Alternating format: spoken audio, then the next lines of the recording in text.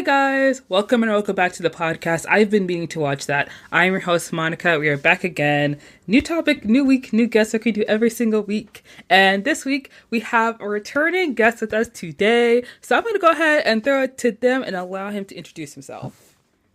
Hey there, guys. This is James, or Movie Good or Movie Bad. I always say both because I feel like for some weird reason people don't actually know my name, which is kind of weird. That's like not a secret on the internet. But yeah, Okay. Movie Good or Movie Bad. You can find me on TikTok where I post daily. I've been on Letterboxd for the past, I want to say like 5.5 years now, which is kind of wild. I'm on Blue Sky. I'm on YouTube where I've been posting video essays. That's been a real blast. I'm trying to post them every other week, which has been great. There's actually a video, probably when this is out, the Brutalist video will be up, and also the David Lynch video will be up. And there's also a podcast. It's been on hiatus for a bit, but it'll be back very, very soon. That's also Movie Good or Movie Bad. And there'll be a website that is in the planning stages, and you can find all that stuff soon at an undetermined date. Yeah.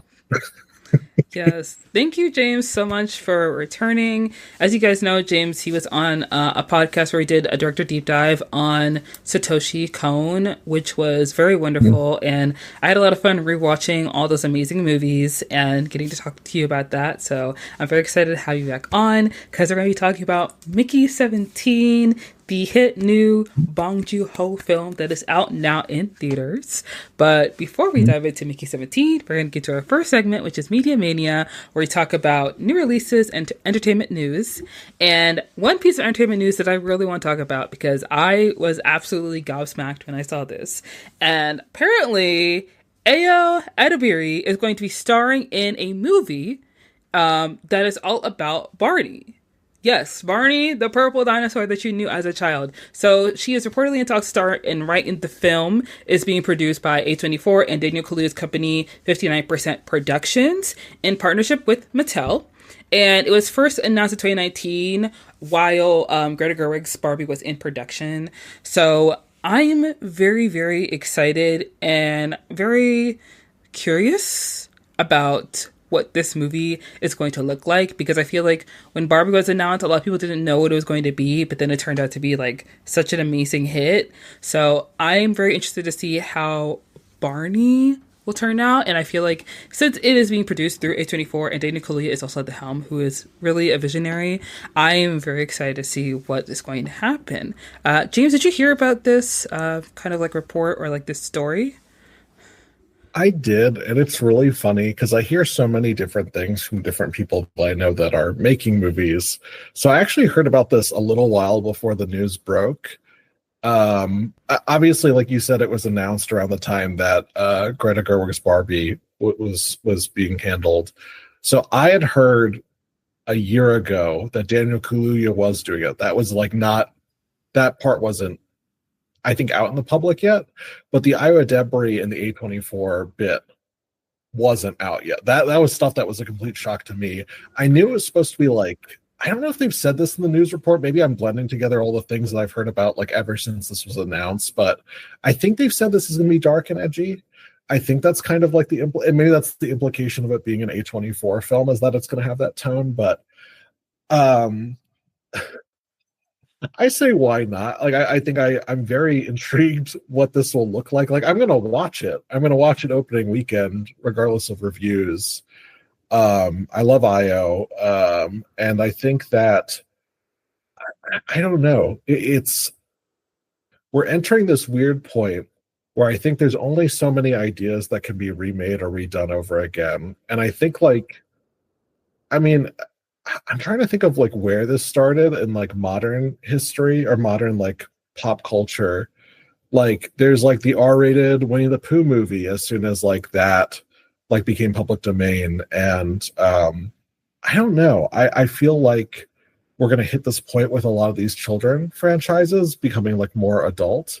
But I think they can do I trust Daniel Kaluuya. I don't trust him to just kind of do this for a quick buck. I think he's pretty intentional with everything he does, and so is Io. Like I'm not going to knock her either.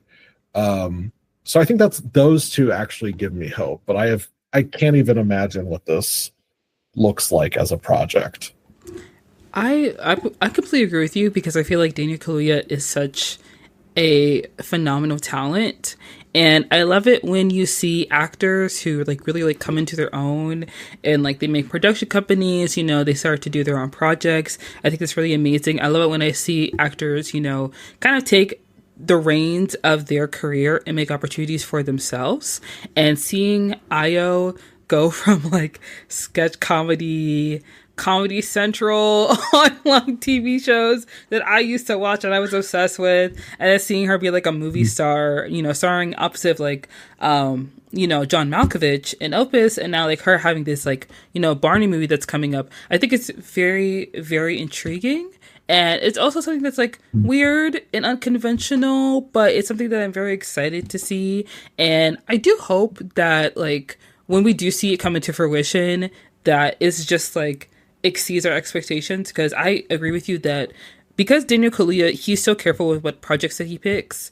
You know, the jury is still out on Queen of Slim, but everything else has been pretty great that he's been in. And, you know, Io, she is phenomenal. She is hilarious. She is so smart. She is a very, like, you know, authentic, genuine person. So, you know, her involvement in this movie does give me hope that it's not just for profit. It's not just like you said, the Winnie the Pooh movie where it's like the horror film, it's rated R, and just because it's in public domain, they can just kind of like do whatever they want with it. It's not going to be like, I think there's also a Steamboat Willie horror film as well, which is also just weird. But because these are two creatives that their track record shows that there's people who are careful when they pick certain projects and they do it with a purpose, I feel like this Barney film is definitely going to be something that we can look forward to, you know, and not like anticipate it like nervously, like biting our nails, like, oh, please let it be good. Please let it be at least watchable, you know?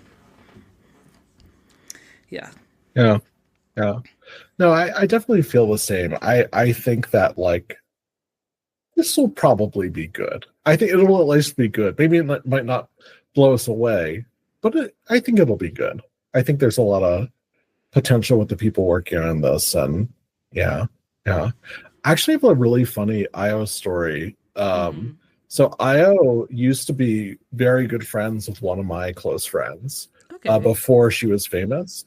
So I want to say about 2 years ago, my friend reached out to me and was like, "Hey, do you know Io Edebiri?"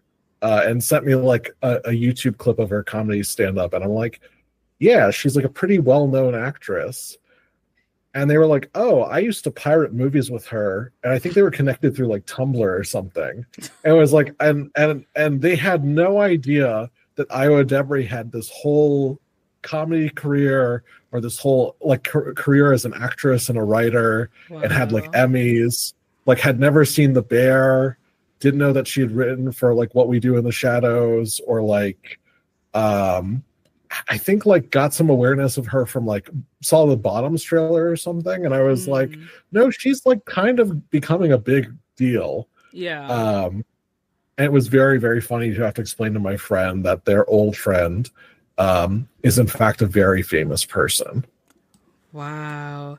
That is hilarious. I actually love that. I can't imagine what that's like when you're just like friends with someone on the internet and then you realize like, oh, this, like, of course, like when you're friends with people on the internet, like they're people, but then like you realize like, oh, you're not just like some ordinary person, you're not like some regular, digger, schmegular like me, like you're somebody.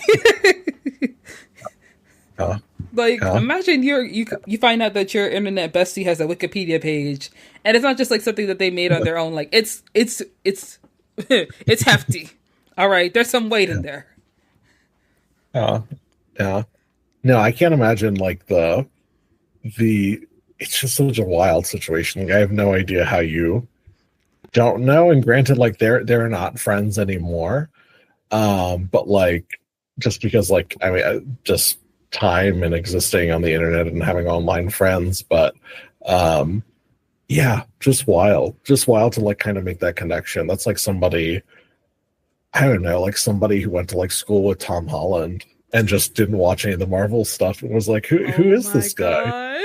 You know, that's so you funny. know, that's a completely different level of star, but still, like I'm just picturing there's some British kid out there who's had a similar experience or something. Mm-hmm. Yeah. That is Yeah. so cool. I actually, I think I have a story similar. I'm not sure, but like I made friends with this kid online. He's been on my podcast before. I don't want to say his name because like he is friends with like a pretty big YouTuber, and I didn't realize that they were friends until like he asked me to help him with like some Discord stuff, and I was like, "Oh, you're friends with this person?" And they're like, "Oh yeah, we've known each other like since we were childhood friends." And I was like, "Oh, that's so cool." And I had to pretend not to be like completely starstruck because I'm assuming that like he's never mentioned that like he's mentioned that he has friends who are YouTubers. So like I was like, "Oh yeah, you have friends who are YouTubers." Like I have friends who are YouTubers, you know, like big and small. But then he was like, "No," and he like actually mentioned who this person was, and I was like, he's like, "You probably know him." I was like, "No, I definitely know him. Yeah, I definitely know who that person is." So it's definitely interesting when like you meet people on the internet, you don't really know who they're connected to, because I feel like for me, sometimes I don't get starstruck, but then sometimes I get surprised when I do, and I really shouldn't be surprised because I've been a fangirl since I was 13 years old. So you know, like I really I really should be surprised. But when that happened, you know, when you meet your internet friends, you know what internet friends they have. It's like, oh, this place is very small. Sure. This is No, very small. no, Yes. no, Awesome. no. It's always like I think hard to remember that they're. I mean, it's easy to remember that they're people, Yes. but that they're people who just know everyday people too. Mm, that is so true. Yes. Mm. Moving on to our next story that I'm like a little happy, excited, weirded. I don't know how I feel about it. But basically, I saw this news report that, let's see, okay, Harry Lottie, who was in HBO Max's show Industry, which I love. He has been cast in this Cold War thriller called Billion Dollar Spy opposite of Russell Crowe. Now, Russell Crowe, not my favorite actor. Not a great guy, but like, oh, okay, that's fine. You know what? Big name actor, you know, when you're a fairly new actor in like a big show, you get cast opposite a really big name actor. It's like, you know what? I'm happy for you. I'm glad. I'm happy. So I'm I'm reading the article, and then I see who the director is attached to the movie. And I see that it is the one and only BAFTA award winning Amma Asante. And that is when I had to withdraw my excitement from the production, from the film. Because Amma Asante, although like I support Black women, I love Black women, Amma Asante is not my favorite director, I have to say. I don't know if you know Amma Asante. Maybe you're familiar with her work. I don't. I think Okay. that was not the thing that I was expecting you to pull up about this movie. Who is Really? Amma Asante? I'm very curious now. Okay. So Amma Asante, she is a Black female director. And like me, I love Black female directors. You know, I spend a lot of my time watching their films and like learning who they are. Because, you know, when people list their favorite directors, they always throw Spike Lee in there just as like a little caveat, just to let you know. I don't only watch white directors, but it's like, okay, how many Spike Lee films have you seen? Do the Right Thing? Okay, sure, right, of course. But I, you know, started watching Amma Asante's films when I was just getting into movies, and she is well known for making movies with interracial love stories. And you know what? That's fine if that's what you want to do. You know, kudos to you. She is also in an interracial relationship, I believe. Her most well-known film is Belle, and Gugu Mbatha, I believe that's how you say her name. She starred in that movie. It's one of her most notable early roles. So that's really how I got into Gugu, and that's how I got into Amma Asante. And a lot of her movies, like I said, follow interracial love stories. She directed a film in 2016 called Where Hands Touch, and it starred Amanda Stenberg and George McKay, I think that's his name. Oh yeah, yeah. Oh, For no, those I who haven't don't seen this movie. know, I know. I know what you're talking about now. For those who don't know, Where Oh, Hands Touch is a movie where Amanda Stenberg plays a biracial German girl. Her mom is white, her brother is white, her dad is black, her dad is on the picture. This movie takes place 1941 in Poland. I'm pretty sure it's in Poland. And George McKay, the character he plays, he is the son of a Nazi general, which means he is a Nazi. Not as in figuratively, not like Nick Fuentes. No, he's a Nazi. And she falls in love with said Nazi. And the thing about Amanda Stenberg's character is that she's such a nationalist that, like, she's more of a nationalist than George McKay's character. And when the movie came out, I remember they did an interview with Variety, and Amanda Stenberg said in the interview, I feel like now is the perfect time for this movie to come out. Mind you, this movie came out a month after the 2016 election. Yeah. I remember what you said, Amanda. And let me tell you something. I've been looking at her side eyes since that interview. I've been siding you, girl. So when I saw her attached to this movie, I was like, I don't know. I don't know. Yeah. Oh man, that was not the movie I was expecting you to name at all. That was a movie I've literally not thought about since it released. Oh. I know. But the thing is, every time I see Amanda Stenberg in anything, I remember that movie. And I know, like, you shouldn't judge people based off, like, they've done in the past. She's moved on. She's done The Acolyte. She's done Bottoms. But let me tell you something. I never want to be, like, that one fan or that 1% internet who, like, wants to bring up people's past transgressions. But, like, a Nazi love story is not something that can be easily overlooked. I'm sorry, girl. I mean, she's not the only black actress to have done one, but it was 2016. We all knew better, you know? Yeah.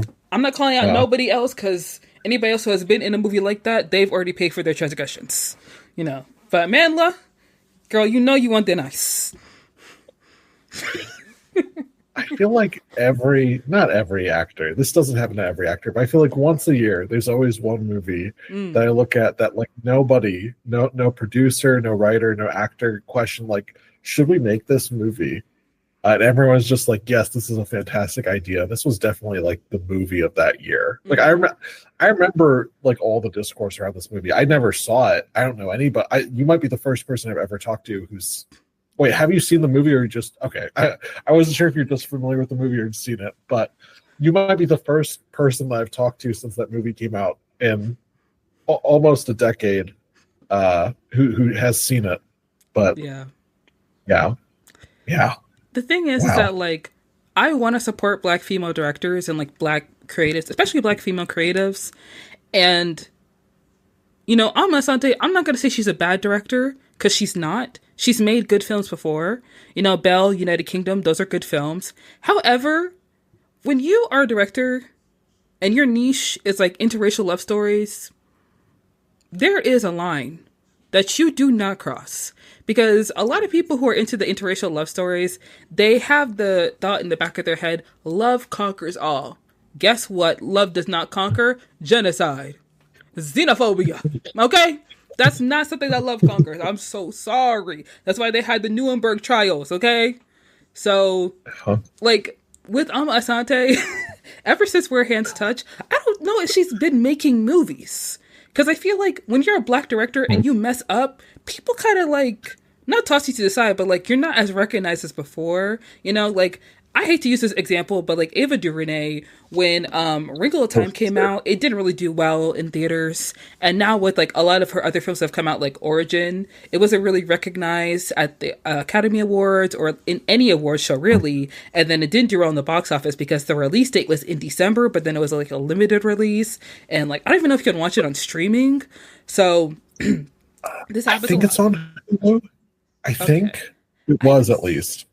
Okay. I may have seen it on Hulu, but I have to check again. But I feel like that's a trend I see with black directors. Like, even with Dee Reese, she released a film that was an adaptation of a Joan Didion novel, which in of itself is very ambitious, I have to say, because Joan Didion's writing is very complex. And last I heard, she was supposed to do a movie with Victoria Peretti? I don't know how to say her last name, but it's the girl from The Haunting of Bly Manor and also You. I haven't heard anything about that movie, so it may be shelved.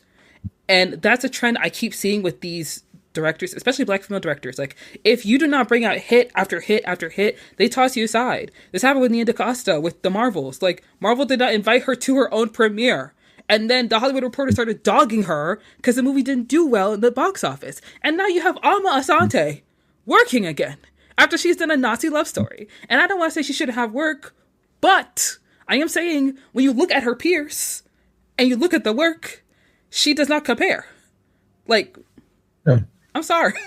Miss Alma, don't come after me. I know you like to, send notices to people. You were sending all the DMCA notices to people when everyone was roasting your movie on Twitter and posting them clips. I don't want any smoke. I don't. But, like, I'm sorry. Huh? I mean, this is also me not saying anything bad about this director, but I think when you make a film like this, you're in a very different caliber of directors than some other people. This is like different than making just a bad movie. I don't know if you feel about this, not to like get off the tracks, but I think there's a difference between making a bad movie and a movie that people are like, wow, this offended me as a person. Like, this is, I can get over somebody making a bad movie. I think an offensive movie, I'm just kind of like always anybody who was in it, unless they like really, really think about it or really, really, I don't know. Yeah, because you can make a movie that like people don't really enjoy, or it doesn't get like the perfect score around Tomatoes, and still find work again. Like, that happens for directors. But when you make a movie that is just like, it makes people pause. It makes people consider, like, what was the thought process behind this? Like, what made you want to do this for real? Because George McKay, he didn't miss a step in his career after this movie came out. He was in, I think, 1917 after Where Hands Touch. So, after this. Yeah, so it actually kind of helped him. So he wasn't hurt at all. Amanda Stenberg, I did notice a little pause in her career. She may have just took a step back from acting. But, when she got back in Bodies, I noticed, girl, you have not been acting for a while. Where have you been? I think she was making music possibly, but I don't know. But, I don't want to wish badly on a black creative. I want more black creatives to get great opportunities. But if I look at your repertoire and I see something like Where Hands Touch, it has to make me think, like, what's going on in there? Like, whatever little ideas you got going on in there, keep them to yourself. Because we are, unfortunately, in the second Trump era, and Miss Amma Asante, I don't want you getting any ideas. All right? We don't want no more. Okay? Also, that movie, it made not even $5,000 in the box office. It made no money. Nobody went to see that movie. So she should be glad people watched it when they got on Hulu. I mean, they're ripping it apart, but like, I digress. People are watching it, There's still time she can still squeeze in an interracial Nazi couple into this Cold War movie. I need Harry's character to just be just a normal white boy. He can have a black girlfriend if she wants to put a black girlfriend in there. That's fine. Because they're already throwing in those ambiguous black girls in every other movie to get their little diversity token. So if you want to do that, that's okay. That's okay. However, we don't need a Where Hands Touch 2, 2016 edition. Nobody's asking for that. Yeah. But I just wanted to bring that up because I saw that article come up on my For You page, not my For You page, on my Twitter. And I was just like, oh, Harry, he got a role. I'm so happy because I love industry. And I like it when, actors from my favorite show get cast and things. Not a huge fan of Russell Crowe for obvious reasons. He's not a good person. But then when I saw the director attached to it, I was like, oh, Lord, here she comes again. But I digress. So guys, we're going to wrap up Media Mania, just not announcing, but talking about some new releases, just to let you guys know. The Day the Earth Blew Up is a Looney Tunes movie that is coming out. It came out on the 14th, so please go check that out. It was kind of like a surprise release, and I do want to try and see it with my siblings, hopefully this weekend, because it looks like it's fun. And Black Bag is coming out. It's a Soderbergh thriller. Novocaine is a film starring Jack Quaid from The Boys, which is also an action thriller, which looks like a fun. And Opus, which is, the Ayo Edebiri films opposite of John Malkovich out of A24. That is out right now, so I highly suggest you guys check that out. And I think you're the one who posted this on TikTok. So then it pushed me to look this up. But apparently, because the day the Earth blew up was doing so well, there is possibly a sale for Coyote Acme. Is that true? Yes. Which is why the way that this has evolved. So to even go a step back, apparently the day the Earth blew up was only going to play in theaters for 1 week, and that was one of the storyboarders who was like, "Yeah, they're pulling this movie." And then the distributor was like, "No, actually, we made enough money that there are more ticket sales as time is going on. They're like, we're going to stay in theaters for another week and just keep going." But yeah, this is going to lead to Coyote versus Acme probably getting bought. Even though Warner Brothers said it was deleted, the movie was not deleted. It's still intact, which is good. I mean, I don't know anybody who's seen it, but I've heard it's fantastic. I've heard people who've talked to people who've seen the movie, and I've heard it's really, really special. So yeah, I am really hoping that it does get bought, and I hope it gets released. I know that it might get sent to streaming, which as long as people can see it, I don't mind, but I would like a theatrical release because it's just a lot more fun to see, animated movies in the theaters rather than just watching it at home. I don't mind it that much, but the theater is such a perfect experience to watch movies, to be there with other people, to experience what's happening on screen.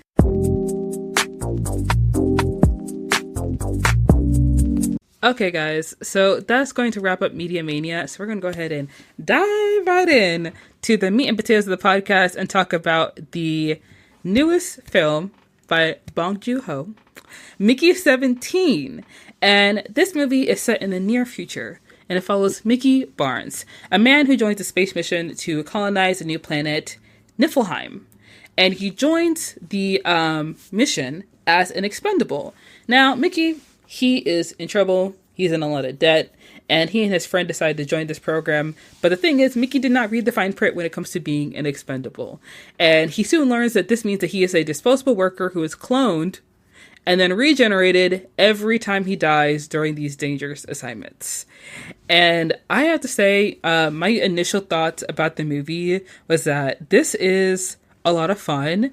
I think this movie reminds me more of Okja rather than Parasite. And I think a lot of people are expecting another Parasite, and I was just you guys are not up to date on Bong Joon-ho and his filmography. He can't just keep doing sad stuff all the time. We need to have a little bit of fun, So when I saw that Robert Pattinson was cast in the movie, I was just oh, okay, I see. Because it's a little bit like Jake Gyllenhaal. Jake Gyllenhaal, he could do dark roles, obviously, but he's a fun guy. He likes to be a little goofy sometimes. So Robert Pattinson being the person that he is, I was just I'm excited to see who he's gonna play. And I enjoyed Mickey 17. I thought it was a lot of fun. I thought it was, very interesting, but also I love a conservationist story. I love a story about loving animals, and I love that Bong Joon-ho likes his weird little animals. I think that's very sweet and, very wholesome. And I'm glad that this movie had somewhat of a happier ending than Okja, because I'm not going to lie, I actually did cry at the end of that movie. It was a lot. But, James, what was your first initial reactions to Mickey 17? What did you think? What did you like? I absolutely love the movie. I'm a huge Bong Joon-ho fan. If you go to my profile, I think just about everything. The picture is of Bong Joon-ho having his two of his Oscars kiss, and me doing the same thing. And I think this was Halloween, I want to say 2020. There's a local restaurant that was doing a Halloween costume competition where if you, whatever your best costume was, you would have gotten, I think it was $100 gift card or something. And I did win. I did win the $100 gift card. But huge Bong fan, very happy. I think this is my favorite of his English films. I would need to go back and rewatch Okja and Snowpiercer. I did love like how like I agree with you that it's very similar to Okja. I will say I'm very confused at how many people compare this to Snowpiercer. I think it just has to do with them both taking place in a cold place with and like the class commentary, but all of Bong Joon-ho's films kind of have some level of commentary. Yeah. Not around class, but most of them do. Um, and yeah, I mean, going back to the conservationist element, I think it's amazing to me that of all the filmmakers' movies I've seen, he is the only person who's ever created some kind of CGI creature that has made me almost convinced me to go vegan as soon as I've left the theater, Yeah. and just be like, oh, I don't know if I could do this. And I think that's really hard to do, especially when like Okja like looked like a giant pig, so that was a little different. But the fact that he was able to do this with these creepers, like these little worm-like creatures, that I thought that was a real feat, and I think I really appreciated it. I think the film, regardless if people liked it or disliked it, I think a lot of people agree it's messy, but that was never really a big issue for me watching this film. I kind of like his grab bag approach to everything. Yeah, so I mean, I loved it. I could say so many amazing things about the film, or just anyone in it, or yeah. Yeah. And I have to say, I am always astounded by Robert Pattinson's acting ability because as someone who watches a lot of movies, you know, if you watch a lot of movies, you talk to people who watch movies, and oftentimes when people mention like their favorite actor, I sometimes do like a little, oh, you like that actor? Like I talked to someone recently and she was like, I'm a huge fan of like Alexander Shipp, and I was like, oh. I actually made that face, and I felt bad for making that face. But then I was like, "Oh," I was like, "Oh, what roles has she done that you like?" You know. But with Robert Pattinson, I feel like he and basically everyone who came out of Twilight has really shown themselves to be like exemplary actors. And seeing Micky's evolution from like a submissive expendable to someone who challenges his disposable status is something that I enjoyed seeing. I love seeing him play like, you know, the kind of pathetic Mickey 17, and then like the more bold, you know, like unbothered Mickey 18. And I love the dichotomy between the two of them, and I love how he was like perfectly able to play like two different characters while holding on to that accent, which is hilarious, but also like very well done. And I think it's really interesting to see the evolution of his character, especially when you think about like the human condition under extreme circumstances, when like, you know, Mickey is dealing with debt. You know, he's dealing with a little bit of an identity crisis, I will say, even though he doesn't really realize it. Like, I feel like he kind of is. And it's great that he has, like, Nasha by his side to help him. But it's clear that when you watch who Mickey is and you see, like, the lengths that people go to when they're stuck in those, like, really tough situations, it is very reflective of, like, everyday life, of, like, what people will do to, like, really just kind of, like, get by. Because Mickey was like, I mean, I come back every single time, so it's perfectly fine, you know? But then when you're someone on the outside looking in, it's like, dang, bro. Like, why would you say yes to this, you know? Yeah. Yeah, I mean, I think it speaks to like almost the class commentary and the commentary around capitalism. Like, there's so many people, and just looking at the everyday world around us, who are like forced into these jobs that are literally killing them, right? Like, I don't know, I think about like 80-year-olds working at like an Amazon warehouse or something, Mm-hmm. where they're doing like physical manual labor, things like that. And um, yeah, I mean, we get enough of an idea of his backstory, but he's really somebody who is really, really struggling. Like, the fact that like this job where that literally kills him is more appealing than staying on Earth says so much about like who he is and his Mm-hmm. situation. And um, I mean, correct me if I'm wrong. I don't think there's any other expendables on the ship, right? Like, it was just him, I would assume. I think there is Uh, a theory that like the human print machine was not used for just Mickey. You know, with that one scene with Tony Collette's character, and then like you see Mark Ruffalo coming out. It's kind of like this. I guess I want to say theory that like it's possible that Mickey was the only person using that machine, but I mean, we don't know for certain. I haven't watched like a new Rockstars video talking about the 107 Easter eggs you miss in Mickey 17. So it's possible, but I think Mickey is the only expendable on the ship. Mm. Yeah. Yeah. No, I think that that makes sense to me. But I mean, I guess if he is for sure the only expendable, I mean, I think it speaks to this. I don't know if you picked up on this. I noticed this, and I saw someone else speak about this, so I felt better about making this observation. But he is really ostracized by everyone on this ship except Nasha. Like there's a kind of like how Bong Joon-ho shows in Parasite that like there's levels to class. Like it's not just Mm, rich and poor. Like there's severity to it. There's levels to it. You really do feel that with Mickey 17 being like the lowest of the low on the yeah. ship compared to even everyone else who is not nearly as wealthy as like the Mark Ruffalo character. Yeah, Uh, because everybody on that ship is, if they go back to Earth, they're probably like lower middle class, you know. But like on this ship, they are all have this like idea in their mind that they're going to this planet to achieve some like to like have a greater community than they did have on Earth, and it's clear that they're all kind of looking for a way to step above someone else.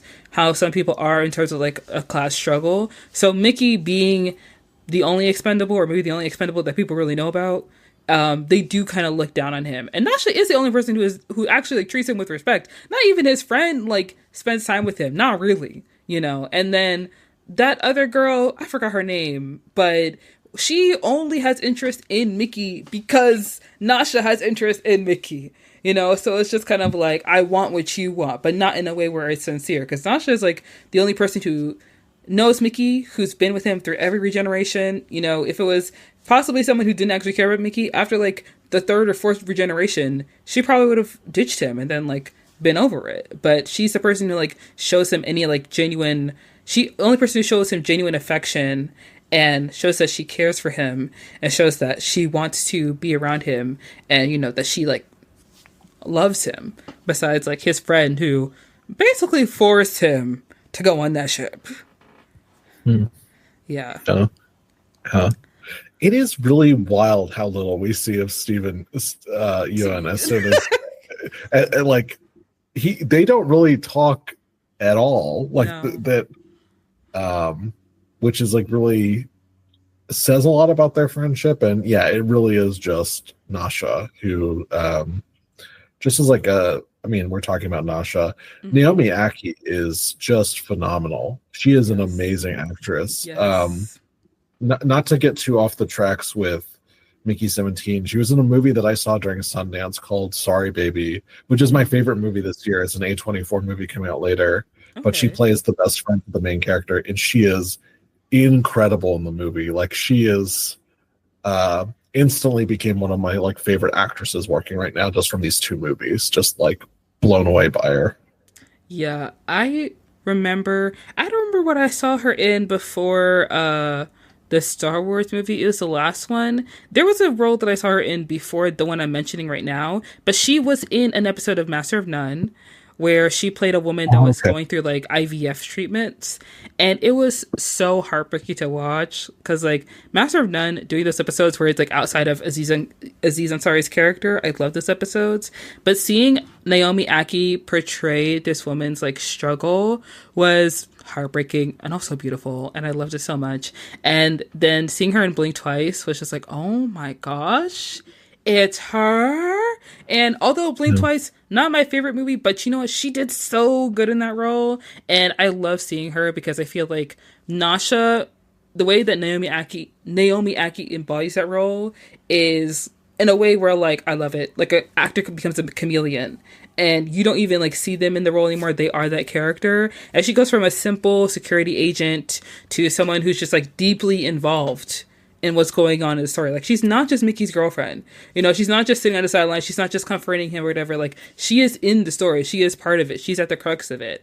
And I was just curious, like, what do you think of her character development? Do you feel like it enhances the narrative or like how do you feel about it? Because for me, I feel like she brings this yeah, unbridled sense of justice to the role, to the story that I really loved. Yeah. Yeah. I mean, I think in every other movie, it's very easy for the love interest, especially if it's a male, like the lead is a man Mm-hmm. and the romantic interest is a woman. It's very easy for her to be like become an accessory. Mm-hmm. But no, she's a real driving force for the film. Like she is so courageous. She like you're right. She is so filled with justice that she is ultimately the driving force. She stops Mickey 18 from assassinating the president or Mm-hmm. whatever, the leader, whatever, however you want to define this guy. She is really moving the plot in a way. Like that's not me talking down on Robert Pattinson or the Of writing of course Mickey not. 17 or 18. Yeah. Phenomenal characters, phenomenal performance. But she is so much more the driving force that I think people like really, really give credit. She adds so much humanism to the film. Like I think without the romance, I don't think people would talk about this film as much. Like I saw some people arguing online this film should have been marketed as a romance movie with a sci-fi twist rather than a sci-fi movie that, oh, when you stumble into the theater, you realize there's this really beautiful romance at the center of it. Mm-hmm. She adds so much, not just as a performance, but just I think she's a really beautiful character. Um, and yeah, just really amazing. I mean, we did like thinking about the Amanda Stenberg movie that we are talking about earlier. Yeah. Complete 180 in terms of like having an interracial couple on the screen and having just really beautiful representation. Like I think this is it's not often that we have a non-black director writing a black female romantic lead in this way, right? Like Mm-hmm. especially an internet, like a director not from the United States. Like this is, Bong Joon-ho is doing something that, to be frank, most other white people in the United States and Hollywood could not do very Yeah. successfully, I think. You know. Yeah. I like that. I definitely agree with you on that because that's something I noticed when I was watching the movie is how much Nasha impacts Mickey because like he is I feel like Mickey's going through like this very in this his arc in the film of being someone who just survives to then like challenging like who am I? What's going on? Like why am I part of this like exploitative system? And Nasha being that person who's like that driving force to like help him go in that arc, I feel like is amazing. And of course, she's like evolving as a character and she's taking a stand against the injustice. But to your point about Bong Joon-ho, I remember when I was watching the movie, and I was just thinking in my head, like in the back of my head when I saw the trailer, I was like, oh, Naomi Aki's in this movie. I was so happy for her. Bong Joon-ho is an amazing director. Like this is great. And of course, in the back of my mind, I'm thinking like Naomi Aki's just like in the movie and it's about Mickey, because people weren't really talking about her in some of the reviews I read. And I think it was like a couple people who mentioned in like on TikTok, like Naomi Aki is she's a lot more involved in the story of the film than people give her credit for. So when I was watching the film, I was like, oh, she's in here. And there are times when I'm watching a movie and you can tell when a director writes a love interest and they kind of just write this person so surface level that like anybody can fill this role. They don't give any considerations to like who this person is. But Naomi Aki fully embodies like being a black love interest because like black women are obviously deemed as like strong, they're deemed as like powerful, but she's also human and she's also emotional and she's funny and she's sassy, but she is like a fully developed character. And you're right in saying that like Bong Joon-ho being a director who he's not from America, but he's able to encapsulate like a black female love interest and not make her disposable like every other director has. Like you see in so many other, pieces of media like You and Friends and The Good Place. Like she is like a fully developed person in this role. And I love and I appreciate that for her. And honestly, when award season comes up, and they start throwing Rob Patterson's name around, Naomi Aki needs to be right beside him because she definitely, definitely, definitely, definitely deserves any kind of nomination for this role because she did so awesome in this movie. Yeah. Yeah. Agreed. Yeah. Agreed. And Huh. I did want to ask. Sorry, go ahead. I was just gonna say there's a really this is like not my idea at all. I stole this from someone online and like someone on I think Twitter. I had this shared to me, but someone pointed out like her character too. One thing that's really kind of amazing is the fact that she is equally interested in Mickey 17 and 18. Like these two seemingly very different versions of the same guy. And Mm-hmm. I saw someone kind of speak to this and saying, like, there are so many different things about ourselves that we like or we don't like or we emphasize with certain people. And Nasha's able to see through both of them and say, oh, this is Mickey. Like, not even just like at face level Robert Pattinson, like just as people. And she embraces both of those things. And that's just really beautiful to see. I think that made her like an even more full romantic character in this film, or like just even more three-dimensional as a character overall, for Mm-hmm. a character that I already found to be so incredible. Yeah. Um, You're right, because when Mickey 17, he dies at the end, she's sad that he's gone. Because when the other female character, whose name I cannot remember, but she was like, oh, we can share them. She's like, no, they're both Mickey. They're both mine. And it's like, yes, girl, they're both the same person. Exactly. And that is, you know, I think that speaks to her humanity because everyone else is looking at Mickey like he's this experiment, he's this weird guy, he's strange, like he's an expendable, like, oh, you died. You've died like 17 times. What's that like? What's dying like? She's the only person who has never asked him that. She's never asked him that because she has had to be there every single time he dies and then he comes back and then he dies, he has to come back. And each time she's right there waiting for him.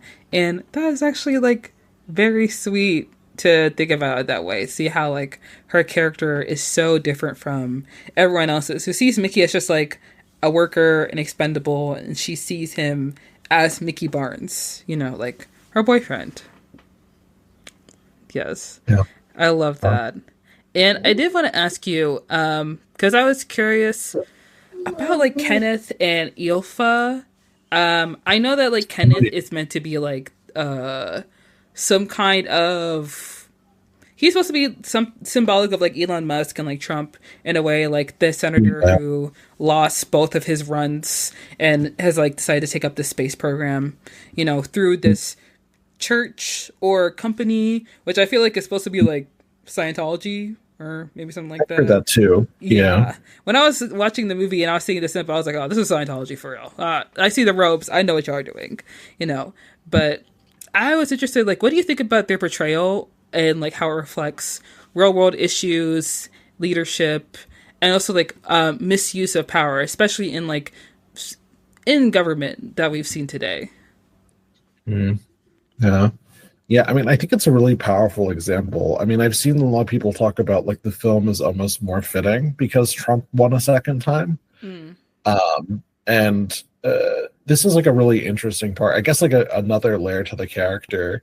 But I forget who said, I don't know if Bong Joon-ho directly gave this answer or this was Robert Pattinson or someone else who worked on the movie. He actually based the character not a ton on Trump. A lot of it was based off of like some South Korean dictators. Like he pulled from a lot of different guys around the world.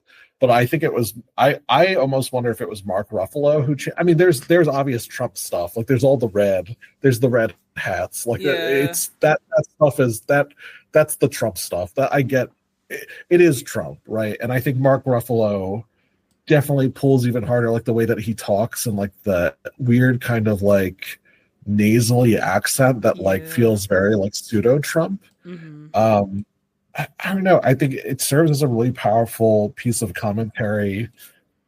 Thinking about, I think one, regardless of how smart these people are, which some of them are not very smart, some of them are cunning. Like I'll give them that, like that, but they have a level of power and influence that is really terrifying. And you do feel that, right? Like even if Mickey is somebody who he's clearly not there because he has some kind of political interest. He's just there because he's there. He needs a job. He needs to escape the planet.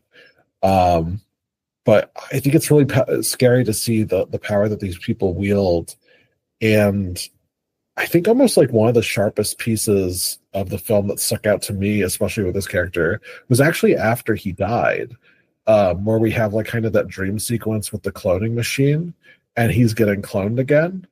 So I didn't interpret that as literally. I think I interpreted it very, very metaphorically, with this idea that these kinds of leaders, like, not to be like like a downer on the podcast, Go for it. Trumpism exists after Trump is gone. Like Trump is going to die in the next 5 to 10 years. He's not a young guy. But Trumpism and the ideas that he has will exist. And I think, to me, that's kind of something that's stated, especially at the very end. These ideas will always exist, and that is very scary. There's always going to, like, that's the reason why, Bong Joon-ho could write about South Korean dictators from however many years ago, because they all kind of exist in the same way, which is scary. It's scary that we fall for it every time. Not like you or I, but like that people buy into it, because it keeps happening all across the world, and these systems are broken all across the world, which is how people like Kenneth Marshall are able to take advantage of people. And I think that is powerful and frightening, and I think almost like kind of commented in a way that I think, not to compare Bong Joon-ho to other people, I don't think most American directors can make that comparison. Yeah. Yeah, I do agree with you on that in saying that, like, it's interesting that Bong Joon-ho did not write that character with Trump or Elon in mind, but it makes sense when you mention that, like, he had, like, a South Korean dictator in mind, because there isn't a shortage of people like Trump in the world. Like, after Trump was elected, there was this sudden wave of fascism within, the globe. And, we were seeing it everywhere. And it wasn't just in, like, the UK. It happened in, like, South America. It happened in, like, Eastern Asia. And it was something that was, like, really scary, but also something that, like, we really shouldn't have been surprised about when you look at, like, history and you look how, things go in history. Like, history unfortunately repeats itself. And I think that the film having this character who's like Trump, in a way, like, leading these people to Mars, which is something like, not Mars, but like another planet, which probably could happen to us in like the next year or so. But it's disappointing, but also not surprising. It reminds me of, I don't know if you watched the show Mr. Robot. I don't know if I've never seen it. I know what you're talking about, though. Yeah. Yeah. So I remember I was really into Mr. Robot when it was on, and when season 2 ended, it ended before the 2016 election, and there are a lot of shows coming out that were filming around the 2016 election was going on, and there were shows that were making it very clear that, like, they expected Hillary to win. So they had it in their writing that there was a female president. So a lot of things had to be rewritten. Mr. Robot was the only show that, like, talked about, like, the 1%, the wealthy controlling the small guys, like the dark army, this underground terrorist group within, like, like this shadowy cyber terrorist group or something like that within the internet. And Elliot, who is Rami Malek's character, is trying to find, like, essentially the leader or the one backing this, like, cyber terrorist group in Mr. Robot. So when season 2, I think, ends, it was the only show that was currently ongoing that anticipated a Trump presidency, because the show operates from the belief that, like, bad things will happen.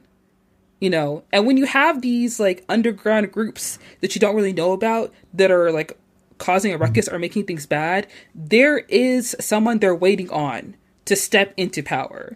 And a Trump presidency was something that was so far out of people's minds that they did not anticipate it to actually, like, be for real, and they did not take it seriously. And the creator of the show was, like, the only person who really, like, revealed that Trump inspired a lot of parts of the series. So when he stepped into the presidency, it wasn't like, oh, look at me stepping into my bag. It was like, I mean, you know what this country is, and you know what our history is like. So when you have someone like Trump that wants to, like, become president, it's not so out of reason that he may become the president. So anticipating that, presidency is what kind of, like, got me really attached to Mr. Robot as a show. I really loved it. And I also love Rami Malek. I think he was really good in that show. And then watching Mickey 17 and seeing, obviously, like, Mark Ruffalo's interpretation was so funny, because I always see Mark Ruffalo as a very openly political, like, actor. So him playing like Trump, I think he did a really good job of not making it too jokey, because sometimes people mimic Trump and they're obviously making fun of him, but like he does it in a way where like you can tell it's him, but the way that he speaks and the manner that he speaks and how he's connecting with everybody, like he's connecting with these people on the ship. Like that is more like Trump than we realize. Because like I can watch a Trump speech and be like, this guy's an idiot. He doesn't know what he's talking about. But like all the people who are on that ship obviously think that he's a genius because they're willing to go to another planet they've never been before and start over with new lives. So, yeah. Yeah. Yeah. Yeah. No, I think it's I always say it's the big difference between what does it mean to like evoke somebody versus imitate them. And I think that Mark Ruffalo does a great job of evoking Trump without just doing like because I mean, he probably could do a pretty good Trump impression, but he's not trying to do that, right? He wants you to get that feeling of sitting with Trump or watching Trump. Mm-hmm. Yes. Yeah. And seeing him play like this egomaniacal, like failed politician who has these plans for Niflheim, which is a planet that he's never been to before, you know, and also seeing Micky like go through like such terrible things just to prepare it for like all the other people who are just like, you know, not even doing that well on that ship. Like they're eating terrible food. Everyone seems to be miserable. Everyone's wearing gray, but they're all like suffering for the hope that the life that they're building on this planet will be better, you know? And I love the little, like the subtle things in the movie. Obviously when like Micky goes to have dinner with Kenneth and his wife, and I wish I remembered her name. Kira? Oh. Is it Kira? I keep thinking it's Kira. Kenneth's wife. Or... No. Ilfa. That's Ilfa. The other girl. Yeah. Who was on the expedition. Her friend died. Yeah. Yeah. I know who you're talking about. I don't know her. I don't know her name either. But like when they're at the dinner and he's talking about how like, you know, the other Space Ranger, I don't know, she is like a prime candidate for like the world they're trying to build, how she has good genes and all that. I'm like, oh, this is definitely creepy. It's giving Aryan, it's giving eugenics, it's giving weird. And when they started singing that song, I was just like, oh my god, this sounds like every praise song I've ever heard just mashed into one. Like the most basic not even like, you can't even say like it's Christian. It's just like, yeah, it's there, but it's not really there. You know, they're like, you know, praising God, but like you don't have to like determine which one it is exactly. And it's so out of the blue in the middle of the prayer, and it's like, y'all have no sense of like, this is not a happy singy-songy moment. Like, why are we breaking into praise dance? Like, why is this guy clapping? Like, put your hands down. What is happening?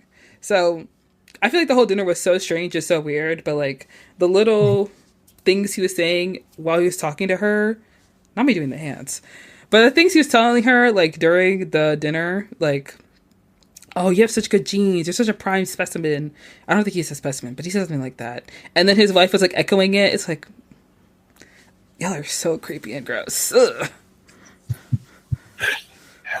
Yeah, no, I definitely got a lot of those same shades and vibes, and I mean everything about them was all slimy and gross, but they were for sure eugenicist. I mean I wouldn't even be surprised if they, you know, I thought they were going to make some kind of implication that just Mark Ruffalo is going to be sleeping with her or something, just to be like, oh, we'll create this. I mean, they didn't do that, but that's where my mind went when I saw this. Like, I thought about like the whole Elon Musk, you know, him having 14 kids and like, oh, they're all going to be these perfect, super genius children. In reality, I'm sure, I know at least one hates him, and I'm sure the rest will when they get older. But also, I want to say, I'm not sure. Does intelligence move through genetics like that? Is that how intelligence works? I don't think that's how it works. Oh my god. When I heard that he has like all these kids, I was like, I don't think he knows how this works. Like, you can't just pump out 7 geniuses. Like, that's not, no, baby. That's not how it works. And also, yeah, he has one kid who is trans, who hates him, and he has denounced his child like publicly. And every time the kid's like, I don't care, I hate my dad, he's lame, like he sucks. You know, so obviously, like, the rest of his kids are going to hate him too because he's not going to be taking care of these kids despite the fact that he's a billionaire. Well, not for long. You know, we see the stock market, but, you know, he's. No, you're not making 17 geniuses, sir. You're just having too many babies. Oh. No. So weird. Yeah. And I also want to talk about Timu. That's Steven Yeun's character, right? Timo? Yeah. Yeah, Yeah. Timo. I, first of all, love Steven Yeun. He's so great. Oh my gosh. I have to tell you, when Minari came out, I was on my Minari kick. I was obsessed. I love that movie so much. It's so wonderfully done. And I feel like none of people watched it because it's one of those movies where, like, you see the trailer, you think, oh, it's just like a immigrant family. They're going through struggles. No. Oh my gosh. Like, watching that movie, I was just like, yeah, that's how my life feels like sometimes. Like, oh, that movie. Also, I don't remember if he was in Burning or not, but I also love that film as well. Yeah, he's in Burning. Yeah. Yes. Yeah, amazing in that. Phenomenal film. But seeing him play Timo is so much fun for me personally because he doesn't usually play like horrible people or like awful people. I feel like usually he does play characters with like a very high moral standing, namely Invincible, because I rewatched Invincible recently and I love Mark Grayson and I just want nothing but love for him. And I'm so tired of him getting beat down every day of the week. Like, ooh, he's going through it. But I want to ask you, how do you feel like Timo's character highlights, you know, moral dilemmas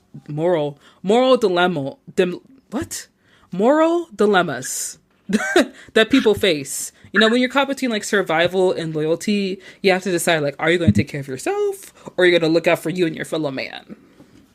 Yeah. Yeah.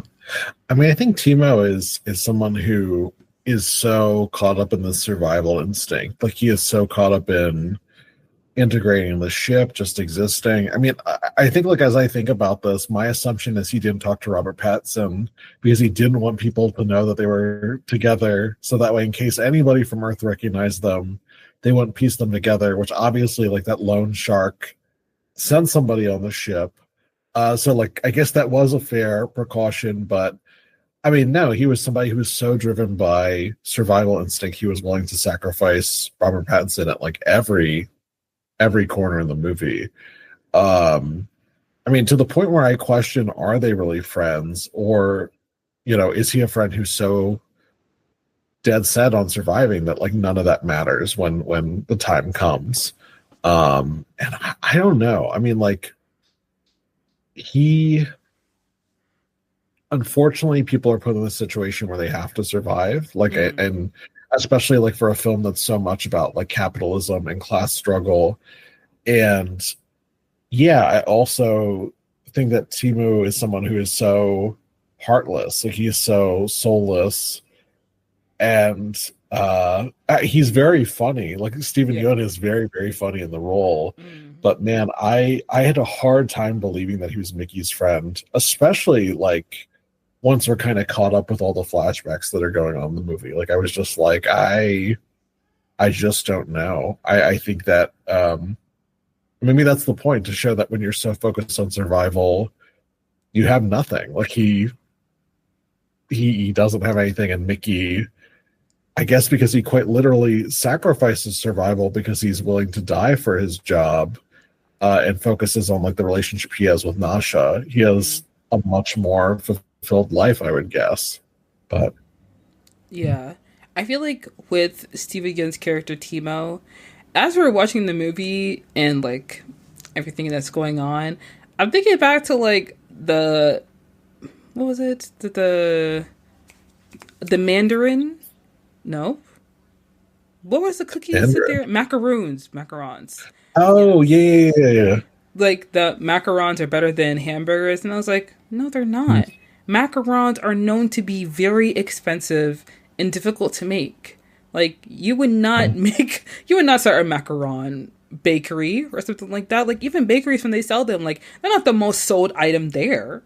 They're just kind of like, they're there. Like, sometimes people will buy it, but, like, it's not something that they run out of ever. So when they're wearing those t-shirts and they were getting, chased down by obviously the loan shark and everything, Mr. Blank, I was just thinking to myself, I think it was really not even like at that part, but it was actually at the part where they're in the jail. It's like Mickey 18, Nasha, and Mickey 17 are in the jail, and Steven Yeun's character like crawls out of a little like crack in the wall, and he's like, the loan shark's coming, and maybe if like one of us is dead, the other one will die. And I'm thinking like that probably isn't the first time he's used his name for a loan. That's probably like the third time, because the loan shark doesn't come after you for the first time. He comes after you after like the eighth time. It's like, I'm going to give you some time. I'm going to give you like an extension or whatever. I'm going to try to work with you, because the loan shark has a lot of people who owe him money. He's not chasing down everybody. He's only chasing down the people that really owe him money. And you couldn't have borrowed that much money on the first try of your business. So it really must have gotten to the point where he was like, the loan shark was like, I'm done. I'm cutting off their toes. I'm cutting off their fingers. Like, it's over for you. So, and he also did mention that he wrote down Mickey's name on the loan. And I was like, now does Mickey look like someone who has good credit? Does he? No. I mean, he probably does, because like he doesn't buy anything. He's probably one of those people who like doesn't even have a credit card, but no. Timo having to like use Mickey as like his get out of jail free card every single time. It's so sad for Mickey, because like he's just happy enough to have somebody who like is his friend, is his like companion in a way.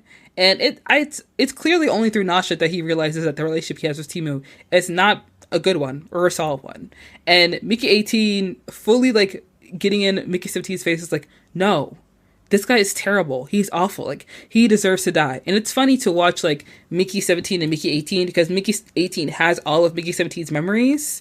So he very clearly has gone to the point where like, you know what? I'm not being Mr. Nice Guy anymore. Timo is actually going to die, because he knows what he did. And he knows how he is. And he's like, actually, we're not friends. We're enemies. We're not even rivals. Like, you mean nothing to me. I'm throwing you in this lava, and I'm not going to feel anything when you die. So with Timo, I think that he is an interesting character, because like, I get it. You have to focus on survival. You have to focus on like, taking care of yourself. But loyalty is really something that's very important above all else, especially when it comes to like being in a ship in outer space. Like, you're going to that planet to build community, to foster like a new community that you felt like you didn't have on Earth. Though that's why most people are going. You're going there to run from your debts. But also that's kind of stupid, because everybody on that ship is trying to run from their debts for the most part. I'm sure you're not the only person on there. And I'm sure you're not the only person that loan shark guy was looking for. So it wasn't that like he finally found you. It's just like, listen, man, I got a long list of people that I had to suddenly make disappear, and you one of them. So he just finally got to your name on that list. Yeah. Yeah. Exactly, right? That like kind of going back to they're just another cog in the machine, whether it's Mickey or Nasha or Timo or anyone else on the ship. They're just another person for this loan shark, right? Which is why, like, I think later in the film, at some point they're so far away from Earth that it actually would cost more to send back the money than it would to actually collect it. And so it's just kind of like, I want Mickey dead at this point, right? Or the point where one of them was going to die. Mm-hmm. Yeah, excuse me. But when I was watching the movie, and obviously just watching Mickey go through like multiple regenerations, obviously I think with a lot of films, when there's like a duplicate or like a doppelganger, you run into like the possibility of like the double. And I think this is something that, people think about a lot with these kind of movies that have doppelgangers. Like, what is like the concept of identity, or like, how do you know that you're you, or like, what does it mean to be like self-aware of like, if you're the original? Because for me, I'm a huge fan of anime. So I don't know if you've heard of the anime My Hero Academia. Oh yeah. I haven't seen it, but yeah, I know what you're talking about. Yeah. So there's a character in My Hero Academia. His name is Twice, and he's a villain. And his like quirk or his power is that he can make doubles of himself. And he was this person, like most villains in My Hero Academia, very sad backstory. He was basically just like lonely, didn't have a job, didn't have any family, didn't have anyone he could turn to, not really. So he made a double of himself and became friends with himself, and eventually got to the point where he had so many doubles he didn't know who he was, or he didn't know if he was the original. And then eventually all his doubles turn on each other and they all kill each other, and now it's just him. And he is stuck in this like crisis of like, who is he? You know, like, am I the original twice, or like am I one of the copies that just like got away? And when you watch the show or like read the manga of My Hero, you kind of see him like deal with that fractured mind that he has. And I feel like that happens a lot with like characters who are duplicates, doppelgangers. They have that fractured sense of identity. Mickey doesn't really have that. He seems a lot more self-actualized, which I appreciate, because like if you have to deal with like, you know, a fractured mind and whatever else is going on in the ship, it's a little too much. So I do like that like Mickey 17 knows who he is and Mickey 18 knows who he is. And I also loved the moment when Mickey 17 was like, I can't die, because then I die. Like when I die and I get repented, it's me, but you're already me. So if I die, then I'm done, you know? And I remember watching that, I'd be like, dang, that's so hard. Like, I would love to make a double myself, but like then I would want to keep myself. But then my double would think like, well, I have your memories and I'm just like you. So if you die, you're still living. But it's like, no, that's not the same thing, because this is my consciousness and you have your own consciousness. And that gets into a whole layered conversation. But I wanted to get your opinion on that in terms of like the concept of identity and self-awareness when it comes to like Mickey 17 and their multiples. Yeah. Yeah. I think that's a good point. I mean, I agree that Mickey is very self-actualized. Like, I think he knows what he wants for most of the film. I don't think he's super confident about it, especially Mickey 17, but he's very, very aware. And maybe this touches back on the thing that I named, like kind of with Nasha's attraction to 17 and 18. Like, I think that, how do I say this? Like,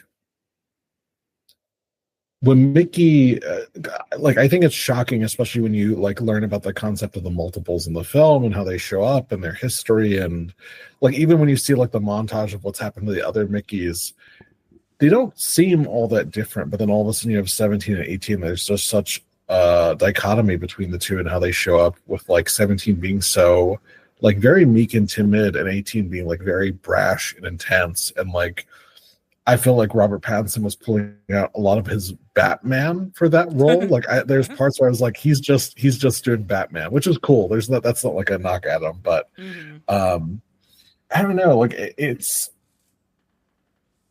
there's not many situations, like, I guess, unless you have like an identical twin, where you can look at somebody and be like, oh, you are me and I am you.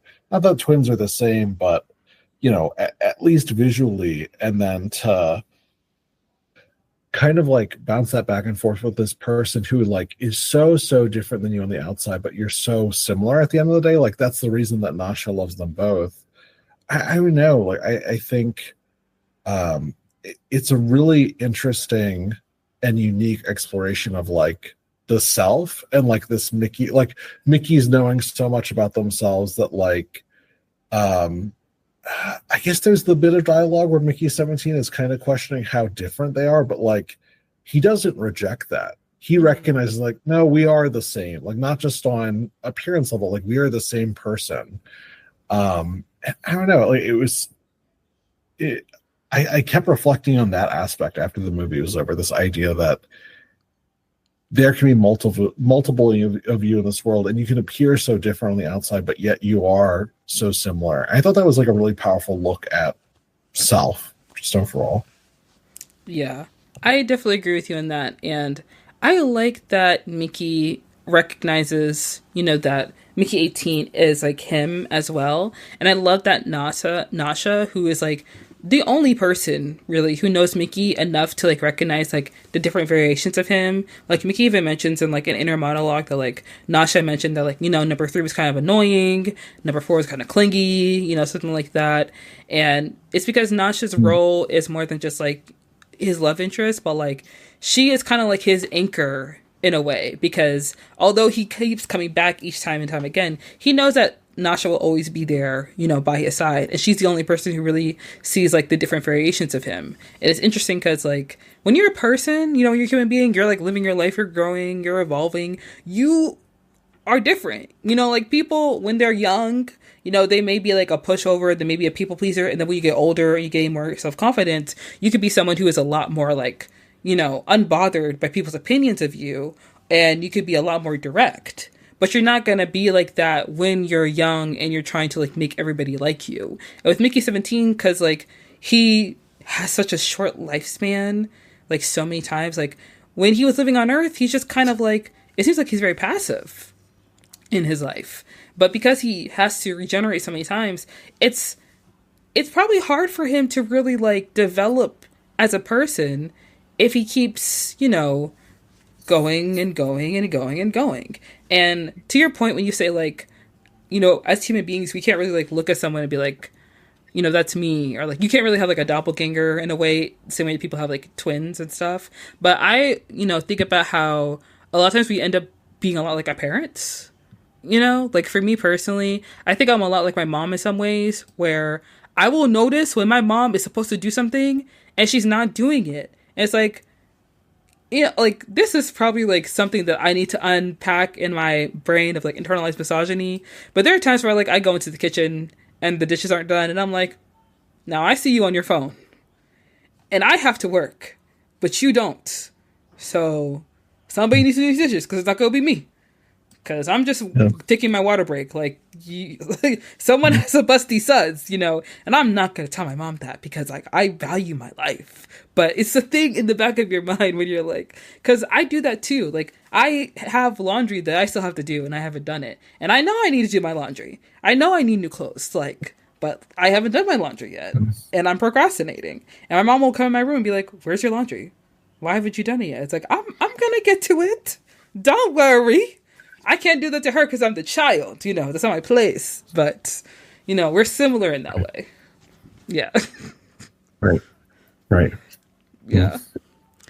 Yes. I love this so much, especially the concept of the multiples, because, I mean, it's not something that's far from, like, any kind of story when it comes to, like, twins or, like, cloning duplicates. But I do like seeing the kind of narrative in sci-fi films when it comes to cloning and individuality in a way. And I think that this movie brings a very unique twist to it because there is like the cloning aspect of it in the movie, but there's also like the individuality of both the characters.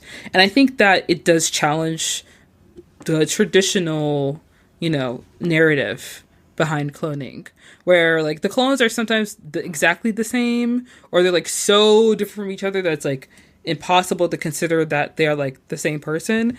But Mickey 17, Mickey 18, even though they're different from each other, like there's a reason why they're different. You can understand it. Like Mickey 17, he's meek and he's like kind of timid because he is used to surviving, because he doesn't want to be a bother, because he just wants to kind of like go along to get along. And Mickey 18, he's more brash and he's more like aggressive because people keep walking all over him and treating him like he is expendable, because his best friend, who's supposed to be his best friend, has completely screwed him over, and he has taken on this job that he absolutely hates, and I wants to kill him. And he loves his girlfriend to the point where like he wants to be with his girlfriend and not have to work because his job sucks. So I like that they're so different, but you can tell why they're different, rather than like other, I guess, movies you'll see where like they're so different from each other that it's like it's a complete chasm in personalities where like you are a completely different person. Like you are not like me at all, Yeah. Right. Yeah. It is a very, very unique take on it, and I think I mean, it makes it all the more like rich just at the end of the day.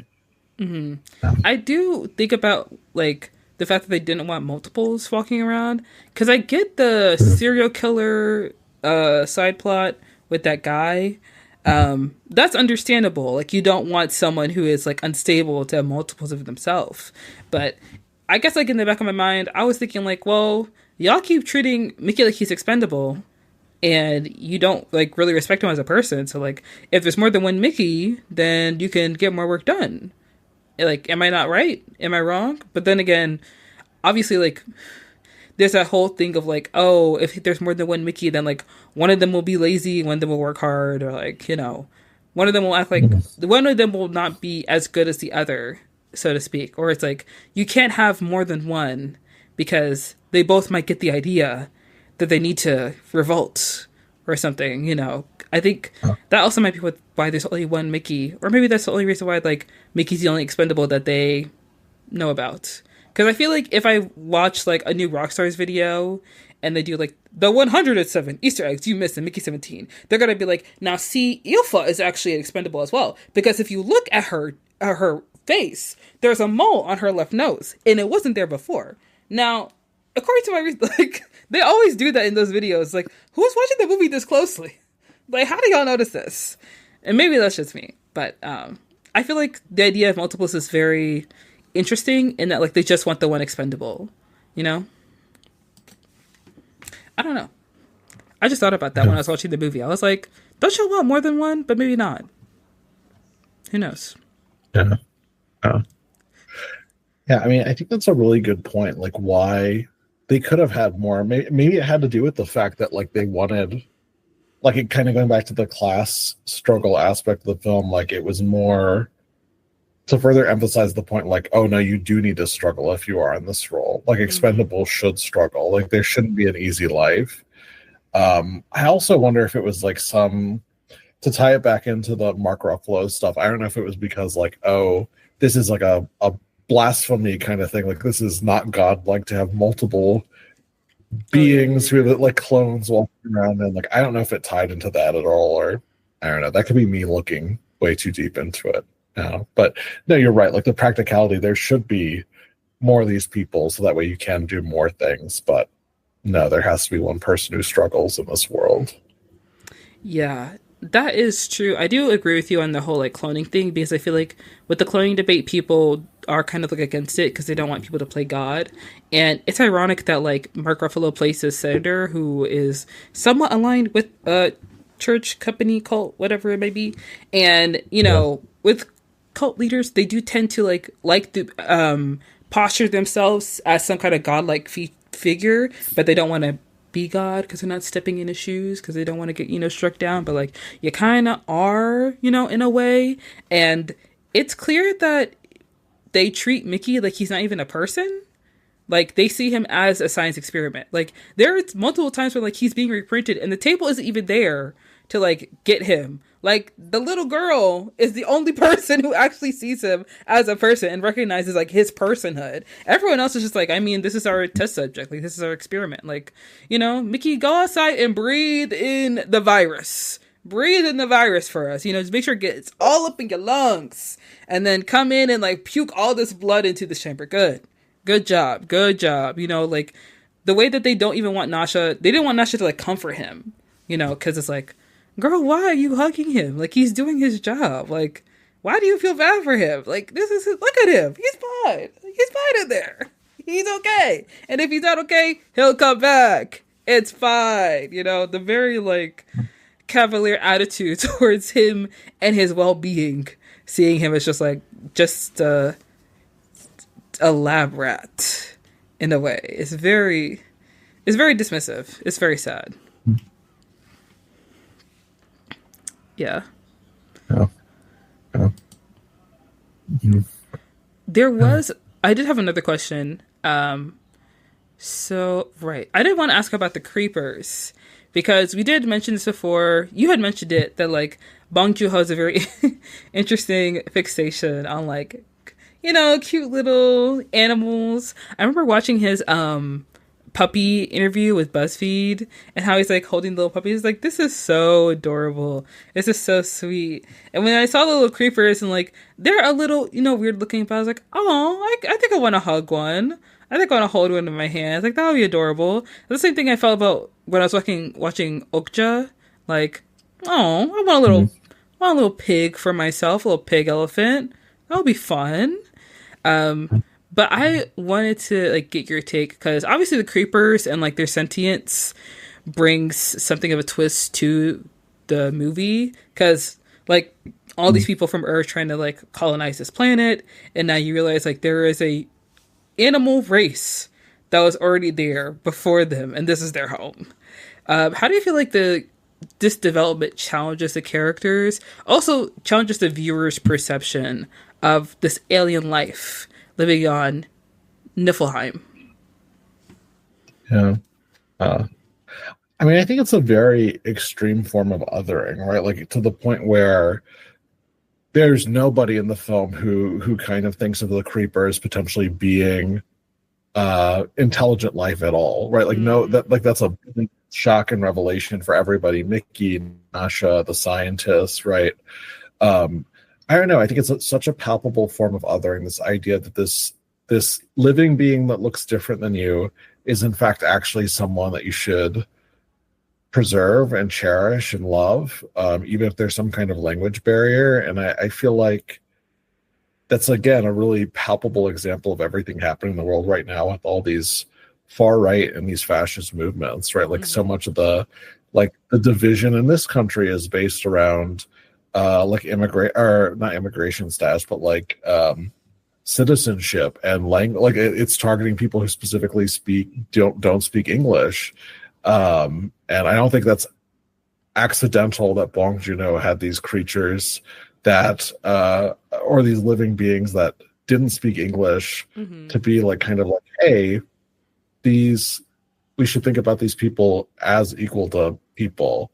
I think not every layer of that maybe analysis is great, like thinking about others as like non-human creatures, but like I do think the creepers are viewed as like equal to humanity by the end of the film, or at least it feels like it's implied to, because it is their planet, it is their world. And I think by having this catalyst here in the film, I don't know, I think it helps you remind you like, hey, we should be looking at these people as people, or like someone who's different than us as someone worthy protecting, or I mean, just even tying it back to the environmentalist message, like this idea that, the things that we do to our environment, they have a real effect to the world around us, including the creatures. And, that needs to be considered as we navigate the world or beyond the world. Yeah. And I think one thing I really liked about the creepers is that when they're talking to the mama, usually when you have the like animal race or like the other in a film, they are kind of seen as the peaceful reflection, in a way. But when Mickey 17 asked the mama, like, well, what do we need to do so that we can like make this right? And mama's like, well, I want my baby. And since you killed one of my babies, one of y'all gotta die. And usually, that this would happen. And like, if this was made by an American filmmaker, the other would just be like, I just want my child. We just want to go back underground so that we can live peacefully. And, mama was like, no, you killed my baby. I felt them die. So one of y'all gotta die. An eye for an eye. And, like, also in American cinema, when it comes to like the other in a movie, they have to be like peaceful. They have to be like strong, resilient, but they never like stoop down to the level of their oppressors. But I think it's more realistic for the creeper to be like, see, y'all got me all the way effed up. Of course, like the bluff was that their little like squealing could make their people's heads explode. And of course they did not know that wasn't something that was could actually happen. But like, I think that they showed enough like initiative, and the fact that like the creepers were able to like cloak themselves to look like the mama, so that when Marshall started coming out and was trying to talk to the mama because he was jealous of the Mickey's actually communicating with the mama, and he wanted to look like, the big dog on campus. When they were cloaking the mama, it gives like the idea of like they know how to survive. They know how to take care of themselves. So like the brain, eye exploding, ears bursting thing is not so far out of reach. And I I enjoyed that aspect of the movie because it is a lot more realistic. Because when you look at like any kind of revolution in society, it doesn't always come from peace. There has to be some kind of, action put behind it. And you can look at reflectively in America how like the Democratic Party is like so used to just kind of sitting on the back of their heels and being like, well, guys, they're being mean to us and they're not listening and they're breaking all the rules and we don't know what to do. And it's like, girl, maybe you need to do something. Maybe you need to flip a table. Maybe you need to, be about that action.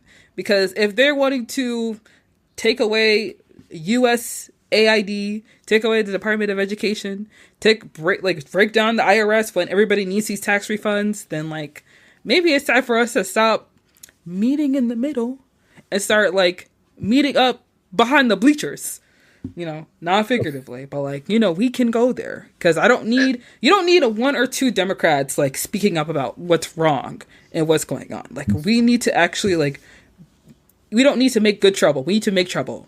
We need to make something happen. You have to make something shake. And I did want to say, I know this movie was meant to come out in 2024, but I'm actually glad that it came out in 2025. It seems a lot more relevant now that it's come out in 2025 with everything that we see going on in American politics, and also not just American politics and like UK politics and international politics. But it seems a lot more relevant now because when you're watching the movie and you're seeing what's going on with Mickey 17 and the multiples and the people on the ship and Marshall, it's just like, wow, cinema reflecting our times is crazy. It's crazy how that works. I love it when that happens. Yeah. Oh. No, yeah. I mean, that's such a good point. I always forget it got delayed. I can't remember if it was because of the strike or just stuff at Warner Brothers. Like, I don't know. I can never keep track of anything coming out anymore. And I know that I can keep track of the things coming out like a month or two from now, and that's it. Everything else after that is just, wishful thinking if it'll come out. But no, I agree. I think the film is almost much, much more effective because it came out when it did. I don't know how I would feel if this film came out. Let's say Kamala Harris won. If the film, sadly, I don't know if it would be. It'd still be an amazing film, but I think it's almost more effective that it came out in a second Trump presidency, regardless if Bong Joon-ho thought about that or not. Yeah. It's a very timely movie. Yeah. And I still love that. I don't love it, but there is something so synonymous sometimes when we're able to watch films from different people, different perspectives, different cultures, and you're able to like understand, how people feel or like what people see in the movie, especially when you're like reflecting on Parasite and how so many people, even like celebrities, are watching Parasite and they're like, oh my gosh, this movie is so good. This movie is amazing. It's so deep. And it's like, girl, they're talking about the people that you hire to clean your home, the people who raise your children, the people who cook your food, do your laundry, the people that you yell at, and then you go into be found and pretend like you're such a nice person. Like, this is about you. This play is about you. Like, we're not laughing with you, We're pointing at you. It's like, you're the terrible person here, The same thing happened with, like, Squid Games. People are like, oh my gosh, this looks like so much fun. Let's make a challenge. Like, Mr. Beast should make, like, a whole game show, on Amazon Prime and waste Amazon's money and then waste everybody's time making the worst game show ever. It's like, you learned nothing. You gained nothing. You watched the movie and then, what you took from it was that, ooh, games, reality TV. Oh, what fun. It's like, no, babes. That's not the point we were trying to make. The point we're trying to make, Parasite, is that the class struggle is very real and that people will do whatever they can to get a little bit closer, to get a little bit better, in their own position in life. And the position that other people live in is there's such a gap in like the income, space or like the wealth gap that people have. It's like, it's insurmountable at times. And even when you try to work hard and achieve it, at the end of the day, you already know it's something that is just out of your hands. And then Squid Games is like, everybody is doing so bad right now. The economy is doing terribly that like, it seems that everyday people are just almost expendable to the point where, like, hey, if you put them in a game show and they die at the end of it, no one's really going to care because, like, who cared to begin with, you know? And then now watching Mickey 17 with, like, this guy who just wants to be able to, like, live his life and get on by, he realizes is that living in this exploitative culture, it's not going to end. He's not going to escape it because the same people are in power and are filled with greed and, you know, just dismissal of the working class. They're going to be there. They're the ones who are going to be in charge. So the same systems that put them in power, they're going to put in place in that planet, and you will be stuck in that same cycle. It does not end. Unfortunately, you just find a new setting. Mm-hmm. Yeah. Yeah. Yeah. It's a cycle that keeps going on. Mm-hmm. Yes. And it sucks because, like, as technology gets better and as it advances, unfortunately, humanity's future does not improve because people want to misuse the technology that could be used to help people to, you know, in turn benefit themselves and then harm those that is meant to help. I remember when, like, AI was first kind of like a thing, it was first introduced. It was like this small thing that people talked about every so often, but it wasn't like, you know, something that people kind of feared now. Like when people did like deep fakes of like President Obama, Taylor Swift, like it was the very rare examples of that. And now it's like there are 101 websites where you can make a picture of Kamala Harris and Donald Trump getting married. And there's going to be some person who has like not enough of like not enough of like self-critical critical thinking skills to look at that picture and be like, that's fake. That is not real. They'll look at that picture and be like, oh my gosh, when did that happen? Poor Melania. It's like, no, babes. It's a little too glossy for real life. You know what I mean? And that's why I understand that the threat of AI taking people's jobs is very real, but like whenever I see these AI videos, I'm like, that is so clearly AI. We cannot be so stupid to think, oh, that's so realistic. Like, no, it's not. Like, even when I look at fan art sometimes, I have to look at it very closely because I'm like, did you just put AI over here? Because sometimes people can't draw hands, so I don't want to be mean, but like, sometimes it is AI. Sometimes someone's trying to act like they are an artist when in fact they just typed, you know, this popular anime character as a Viking and then posted it on Twitter like it's their fan art. And seeing Mickey 17, a movie that talks about like cloning and, you know, the advancement of society, it's, you know, it's a great movie. But of course, with every great movie that you see that talks about like the non-distant future of humanity and the advancement of technology, it's like, babes, tread very lightly, tread very carefully, because this could be us in the year of 2027. Yeah. Yeah. Yeah. It could be, right? And yeah, it's scary, like this idea that technically we should be able to document all these things that are happening, you know, with these kinds of governments existing. Like we have way better, we can film it on a TikTok, right? Mm-hmm. At the same time, yeah, I mean, obviously you and I can tell a fake AI video, and they're only getting better, right? It was like, I think about like that Will Smith eating spaghetti example from like 5 years ago, and just how awful those videos are. And now they're a lot better. They're still fake, but they're much, much better. And like that, it's this age of information or misinformation or fake information is worse. Mm-hmm. Yeah. I remember when I was on Twitter during the 2016 election, there are some stories that I read with Hillary, and like there was possibly the story where she had like Black prisoners doing her garden work, and there are people like debunking the story, saying like that was, you know, pushed by some kind of like Russian bot firm, or like that's not a real thing. And like there was this rumor that she said that like black prisoners are like super predators, and like someone else debunked that as well.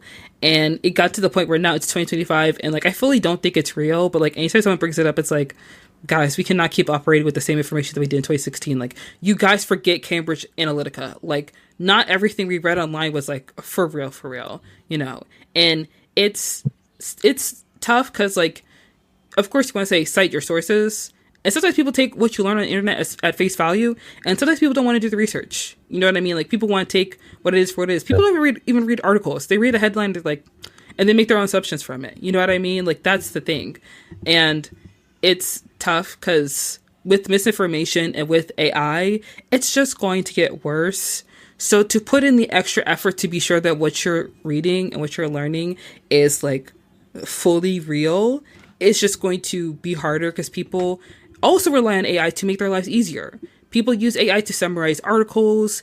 People use AI to like write their essays for school. You know, in the age of convenience, people are okay with technology taking over and doing things that we are supposed to be able to do on our own. And instead of it being assistive, it's just replacing like the actual functions that we are supposed to be doing in our everyday lives. And it's happening in education. It's happening in cinema, you know, with like I think the writers of Paddington in Peru are making a movie with Sora. Yes. AI. I don't know if it's Sora. Yes. I don't know if it's so. I don't know what it's called, but they're making a movie with AI. And then there's another thing with AI, but I forgot about it. It was in my head, and it went away. But like, go ahead. I was going to say I saw something today where I don't know the movie. It's not like a very well-known movie, but it's a non-English movie, and they're using AI to dub everything and change the lips so that they don't actually have to go through and dub the live action characters or like the live action movie. But the movie is going to play, I think, in like 100 AMC theaters or something as like a test pilot. Oh my God. And that sucks because like, as someone who loves anime and loves the dubbed, like, voice actors need roles. Voice actors need to get jobs. Like, there was a voice actor who like talked about a job that he was offered where he was offered like almost 6 figures for a company to record his voice and then use it in future projects. And he said no, he turned down that offer. And his agent was like, I mean, if you turn down this offer, then like there will be other companies that use that service, and they figure out that you said no, then like you may not get as many bookings. And he was like, I don't care. And he's like a pretty well-known voice actor. I think he's voiced like for a couple of video games and stuff. And that's tough because like anime is such an amazing industry, but also like it does have working conditions that are not that great. So like when you start introducing AI to be utilized in that industry, when animators are not paid well, they're not treated well, and like voice actors don't really get paid what they should be getting paid, that's really just going to make it harder for people to find jobs in an industry that they are already like professionally trained to be in. You know, like you should already just like be looking for people. There are more than enough people that want to work in the anime industry, Hollywood, education, anything. But like people are just so, because technology has advanced so much, it's a curse. So people want to take the easy way out, you know, instead of like trying to find people who are like actually qualified to do these jobs. Yeah. And if, you know, if Jeff Bezos finds out that he can clone people, then he's just going to find one well-bit man and make 100 of him and then fire everybody else in his stores, you know? Yeah.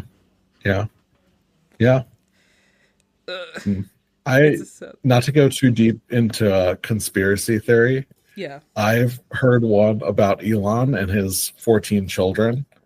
I don't know if you knew this. He did all like sex selective IVF. So they were all one of his kids is a trans woman, but the rest are men. And that's intentional. And I saw this thing that someone believes that he's going to use Neuralink and put his brain inside of the best child sometime in the future. And I was like, you know, I don't believe many conspiracy theories. I actually believe this one. I believe that he would that he would do that as the end result of all this. the crazy thing is that, like, I remember watching a TikTok from somebody who is like, I work at Silicon Valley. And this is something you guys don't know. These guys at Silicon Valley, they're basically baby farming. And I watched the video all the way through. In the back of my mind, I was like, this makes sense. But at the same time, like, girl, I'm not going to take your word for it, you know? And now that the story is broken, I'm like, dang, I should have taken her word for it. She was for real. And that's actually crazy. I don't think that, I understand, it's a conspiracy, but it's a conspiracy like Me Too, I could get behind because, like, any kind of technology you're going to put in someone's brain, I halfway think that you're going to get brain damage, you know? And I'm not wishing ill on a baby, but Elon Musk, sir, it might be your time. So you better be careful with that. And I do want to say, when you brought that up, that Neuralink thing, it reminded me of Nick Cannon, who, as people know, has a lot of babies. Yes. Apparently, Nick Cannon has, like, this very rare disease. I don't know what it is. I don't know what it's called. I should probably look it up. But Nick Cannon has this very rare disease. And it's this disease where, like, he has a lupus. And it occurs when the body's immune system attacks your own tissues and organs. So one thing about that is that there are treatments to deal with it. Or he has a lupus-like autoimmune disease. There are ways to treat it, but you need someone with a certain DNA match to treat it. So when I remember when I first heard that he had lupus or something like that, I was like, oh, that's so sad. And then, like, I don't know if it was like a year later or a while later, he started having these babies. Like, people are like, oh, he's in a cult. Oh, he's just having babies because men are trash. They don't wear a condom.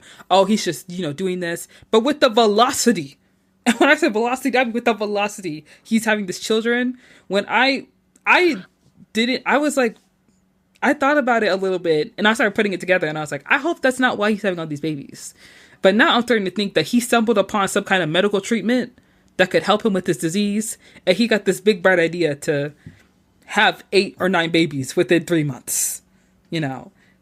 I don't know. It feels very much my sister's keeper, but not in that heartfelt, sweet way. In a more like sinister manner. You know what I mean? Yeah. Yeah. And I don't want to think ill of people, but then again, I don't know that man. He's rich, and like a lot of rich people, they lose their morality once they hit a certain number in their bank account. So, yes, I worry for the children and the mothers as well. I hope if that actually does happen, that they sue him. They get all his money as well. Because that's actually terrible. Like, you turn my baby into a science experiment? Sir, you are crazy. Oh my gosh. I didn't even like Drumline that much. How dare you? That's the only thing I know about the kid. He was in Drumline. Yeah. James, do you have any last thoughts about Mickey 17? Just, amazing movie. I think it's incredibly smart. I think that Bong Joon-ho is also just one of our greatest living directors, and I'll say that about him. Amazing movie. Loved it. Yeah. And I do want to say I love films when the main character, especially a man, is a little pathetic, and then his love interest is like not for that. I love that. I love when that happens because it's just a little bit of fun for me. And one thing I don't like are characters who they're too nice and they let people roll over them, and they just kind of like they do things that like hurt them, and they don't see how they're hurting themselves, and you're just watching the movie and you're like, listen, I need you to gain some self-respect in this moment immediately. Otherwise, I'm turning the movie off. And I'm so grateful for Nasha and Mickey 18, because when Stephen Yeun was trying to play in Mickey 17's face, and Nasha was like, can you please shut up? Can you shut up? I was like, thank you, girl.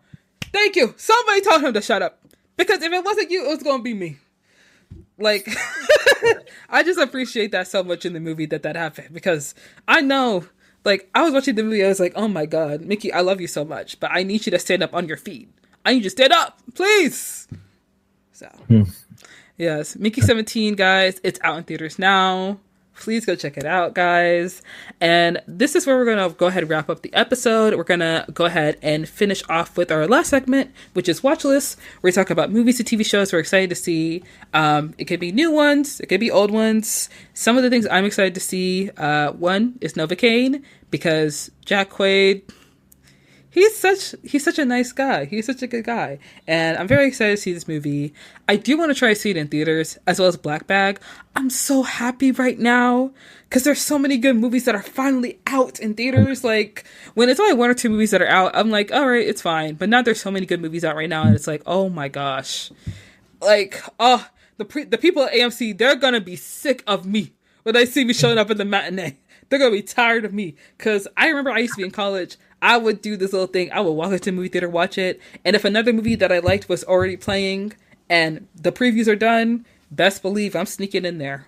You know, someone's like, "You're in my seat." I'm like, "I'm so sorry. It's so dark in here. I can't see." And I leave. I don't leave. I just go find another seat, obviously, because like usually I go to movie theaters in the middle of the day, because like who else is gonna be there? Nobody.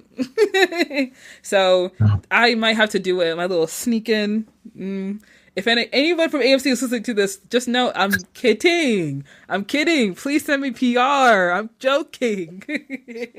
But I'm very excited to watch Novocaine. Also Black Bag, because whenever I see a movie where like there is a whole barrage of like amazing actors, in my head I'm like, it's either going to be really good, or I'm getting another Amsterdam, I'm getting another Babylon. Like, it's one of those movies where it's like, ooh, I don't really know if I like this. I don't even know if this is for me, you know?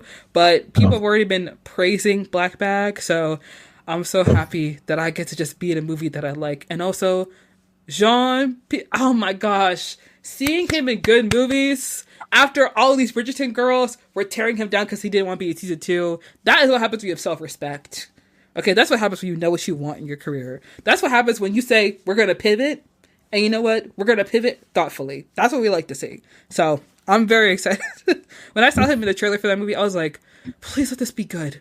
Because I did like Honor Among Thieves. I did like the Dungeons & Dragons movie. It's a little fun movie you watch with your family. You know, it doesn't have to be perfect. It's for fun. And I was like, he's in this movie for fun. That's okay. And I was like, his next project will be the It. His next project will be It. And guess what it was?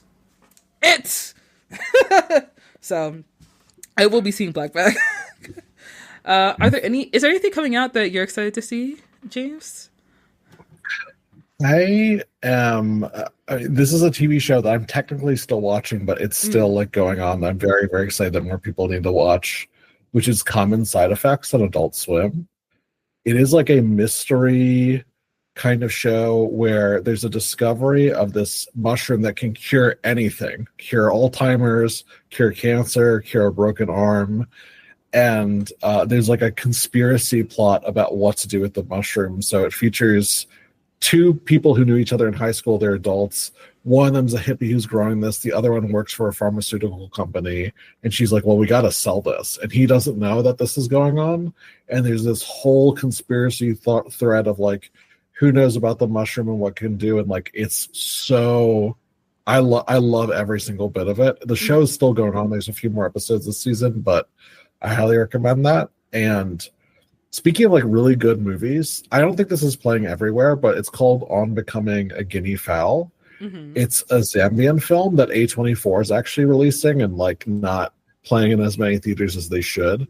But this is a movie that I heard when it played at some festivals in the fall that some people are like, this is going to be one of the best movies of 2025.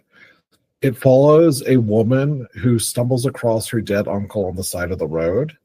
And then the movie, I think, is the funeral or something. I'm keeping myself in the dark for most of it, but apparently it's a dark comedy that I've heard that's very, very, very good. So, I mean, if that's playing anywhere by anybody, I would say check that out, especially. Yeah. Oh, okay. I just looked it up. It looks like it is playing. It's not playing near me, but it is playing in my area. 25 miles away from me. Awesome. Okay, I have to figure out a way to go see it because this actually does look very interesting. Okay. On Becoming a Guinea Fowl. Interesting. Okay, yeah, it is. It's a movie where they're sharing the specificity of Zambian mourning rituals to a global audience. It looks like it just released on the 7th of March. Okay, Yeah. cool. Cool. I think I'm going to go see it because it looks like there is a director. The director is someone that I haven't heard of yet. So I would love to check it out and see what it's about. Looks like she's a BAFTA award already. Oh, okay. Sorry, I'm looking at some of the other stuff she's done. It looks very interesting. So I'm gonna try and like go see it if I can make time. Yeah. Yeah. Yeah. It just opened in my area, I think, tonight. I might squeeze in a screen to see it after we're done, but I don't know. Maybe I'll see it tomorrow or Saturday. But yeah. Yeah. Awesome. There was another show that I'm excited to watch. It's called The Pit. I think it stars the guy who was in ER. And there is this fan edit that's been going on Twitter.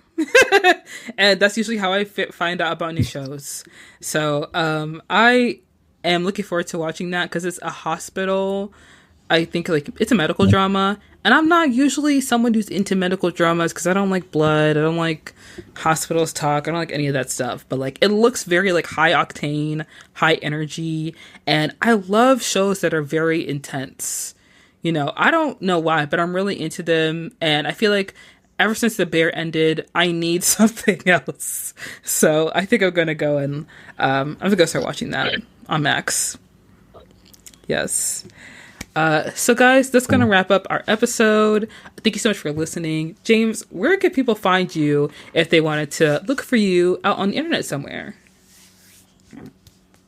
Yeah, you can find me on TikTok. I post there daily. Find me on YouTube.